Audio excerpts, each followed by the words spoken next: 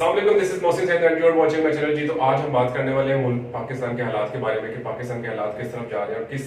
Direction में जा रहे हैं। तो इसी बारे में हम बात करने वाले हैं। जिस तरह आपको पता है कि अगर आप किसी डॉक्टर के पास ना जाए तो अगर आप बीमार हो, आप किसी डॉक्टर के पास ना जाए तो वो आपकी बीमारी बढ़ती रहती है। तो यही यही इस वक्त सिचुएशन पाकिस्तान की हुई है और इससे निकलने के लिए एक इलेक्शन बहुत ज़रूरी है, जो कि इलेक्शन अभी होने नहीं वाले और ना ये इस्टेब्लिशमेंट करवाने वाली है। तो हम इसी बारे में आज बात करने वाले हैं। मेरी आपसे रिक्वेस्ट है कि अगर आपने मेरे चैनल को अभी तक सब्सक्राइब नहीं किया तो मेरे चैनल को सब्सक्राइब कर लें और नोटिफिकेशन बेल को लाजमी प्रेस करें ताकि मेरी हर आने वाली वीडियो का आपको नोटिफिकेशन मिल जाए करे। तो अब बढ़ते आगे वीडियो की तरफ। तो सबसे पहले बात करेंगे वर्ड जो इस्टेब्लिशमेंट, जो जिसका मुझे शुरू से नहीं था पता। मैं ऑलमोस्ट मैं जब पास आउट हुआ और जब मैंने जाके कि उसके बारे में डिटेल पढ़ना शुरू किया तो मुझे पता लगा कि इस्टेब्लिशमेंट होती क्या है, किस बला का नाम है। तो इस्टेब्लिशमेंट मैं आपके लिए आउट कर रहा हूँ कि इस्टेब्लिशमेंट बेसिकली आपकी मिलिट्री और आपकी जुडिशरी मिलकर आपकी इस्टेब्लिशमेंट बना रहे होते हैं। किसी भी कॉन्स्टिट्यूशन में आपकी मेन जो लीडिंग जो एंटिटीज होती है ना, जो मेन आपका रोल प्ले करी होती है, उसमें आपकी मिलिट्री जिसे आप अपनी वो कहते हैं फौज जो भी है, और उसके बाद आपकी क्या है जुडिशरी, और उसके बाद आपकी पॉलिटिकल पार्टीज होती हैं। ये तीन मिलकर आपका एक गवर्नमेंट का सिस्टम बना रही होती है, जिसमें अब इसमें से जो जुडिशरी और मिलिट्री मिलकर इस्टेब्लिशमेंट बनाती है। तो ये बात मुझे काफी देर बाद जाके पता लगी और मैं चाहता हूँ कि आप मेरी ऑडियंस को मैं आगे एजुकेट करना चाह रहा हूँ कि ये हमारा सिस्टम है। तो अभी रिसेंटली ये जो फ्यूल की प्राइसेस बढ़ी हैं, जिसमें आपका फ्यूल कंट्रोल नहीं हो रहा, इलेक्ट्रिसिटी की प्राइसेस इस कदर बढ़ गई हैं कि एक बंदा इमेजिन भी नहीं कर सकता, एक बंदा 15-20 हज़ार या 25 हज़ार कमाने वाला बंदा इमेजिन भी नहीं कर सकता कि उसका 25 हज़ार रुपये बिल आ जाएगा। तो ये वो बातें हैं जो कि अभी मैं अपनी ऑडियंस के साथ शेयर करना चाह रहा हूँ ताकि मैं उनको भी एजुकेट कर सकूं जो अभी तक उस फेज में नहीं है, ताकि उन्हें पता लगे कि आने वाले दिनों में क्या हो सकता है। तो इतनी महंगाई होती जा रही है, और महंगाई होने की मेन वजह क्या है? महंगाई होने की मेन वजह है डॉलर इन्फ्लेशन। अब डॉलर इन्फ्लेशन, महंगाई होने की मेन वजह है डॉलर की बढ़ती हुई प्राइसेस। डॉलर इस वक्त ओपन मार्केट में 330 रुपए का हो गया, जो कि अलार्मिंग है हमारे लिए भी। और अब वो मुल्क हमारे साथ वो मुल्क भी है जिसने 30 साल तक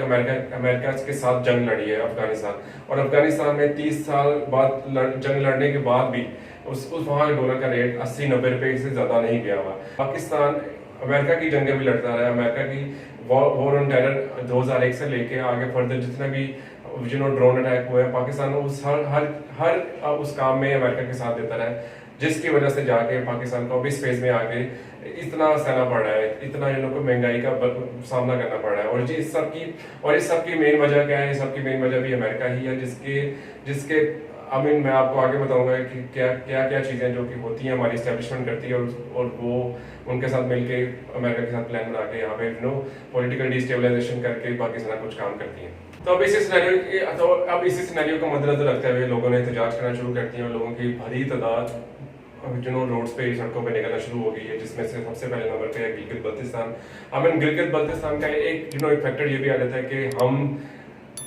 मुझे वो बात नहीं करनी चाहिए, पर अवाम निकलना शुरू हो गई है। जो शुरू अगर हो गई है ना, तो फिर आपको पता है कि इसका एंड कहीं ना कहीं जाकर होगा। जो कि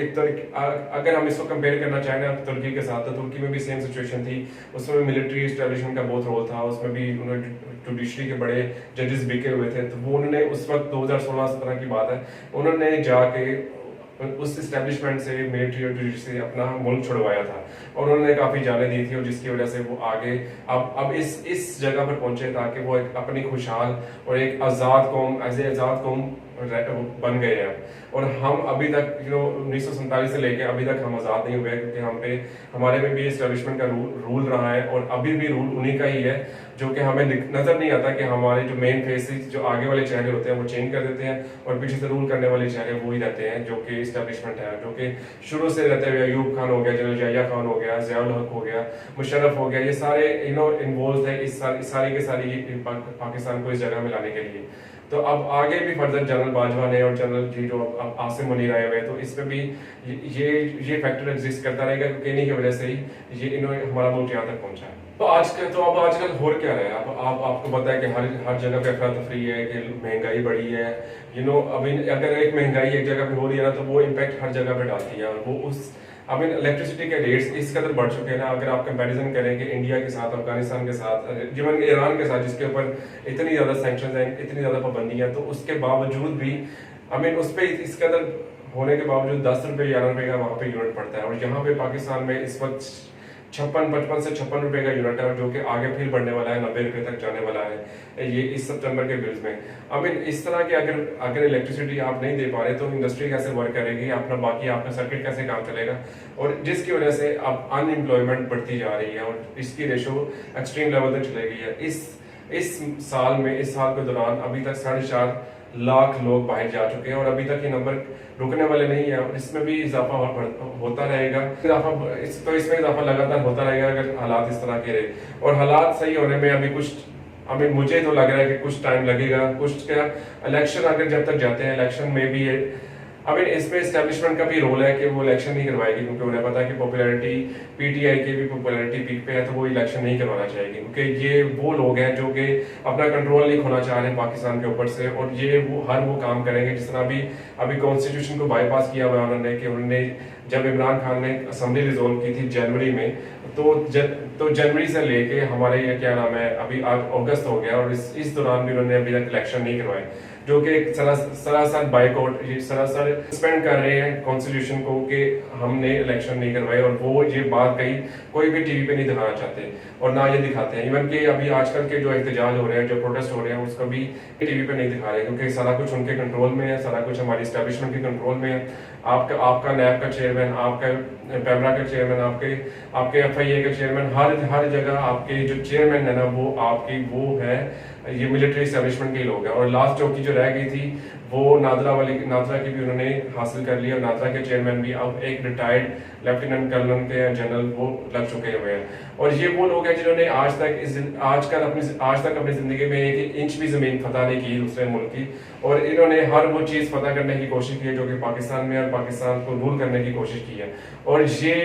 तो इसी के साथ साथ अभी मुल्क इस कदर मुश्किल हालात में आ चुका हुआ है, और इसके जो इस्टेब्लिशमेंट है उसके कानों में जू भी नहीं देखनी, क्योंकि आपको पता है कि आप जनरल सियाह भी आए थे, जनरल मुशर्रफ भी आया था, और जनरल अयूब खान भी आए थे। ये सब अपनी अपनी टैक्टिक्स के थ्रू ऊपर आए थे, जिन्होंने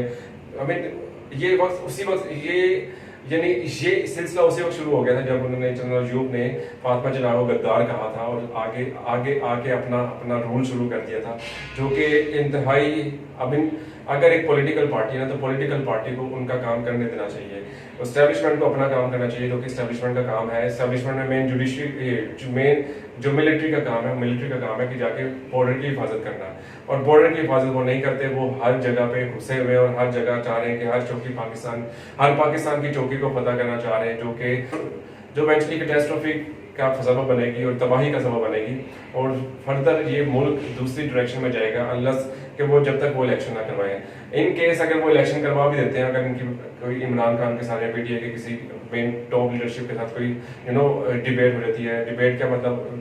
डायलॉग हो जाता है, तो ताकि वो अपना पर्दा सीधा करके वो दोबारा से घुसना चाह रहे हैं, तो फिर भी ये मुल्क उस डायरेक्शन में नहीं जा पाएगा। अब हमें कोशिश करनी है कि हम इस मुल्क को छुड़वाएं, हम इस मुल्क से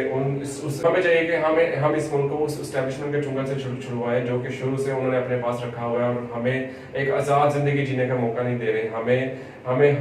मजबूरन मुल्क छोड़ के जाना पड़ रहा है। हम नहीं चाहते, मैं पर्सनली नहीं चाहता कि मैं ये मुल्क छोड़ के जाऊं, बट इवेंचुअली अगर कुछ हो जाता है तो फिर मुझे जाना भी पड़ सकता है। तो मेरी आपसे रिक्वेस्ट है कि अगर आपको मेरी वीडियो जरा सी भी अच्छी लगी, थोड़ी सी भी इन्फॉर्मेटिव लगी हो ना, तो मेरी वीडियो को लाइक करें, और मेरे चैनल को सब्सक्राइब करना ना भूलें, और नोटिफिकेशन बेल को प्रेस करना ना भूलें, ताकि मेरी हर आने वाली वीडियो का आपको नोटिफिकेशन मिल जाया करे। और पाकिस्तान जिंदाबाद, और स्टे ब्लेस्ड। Thank you.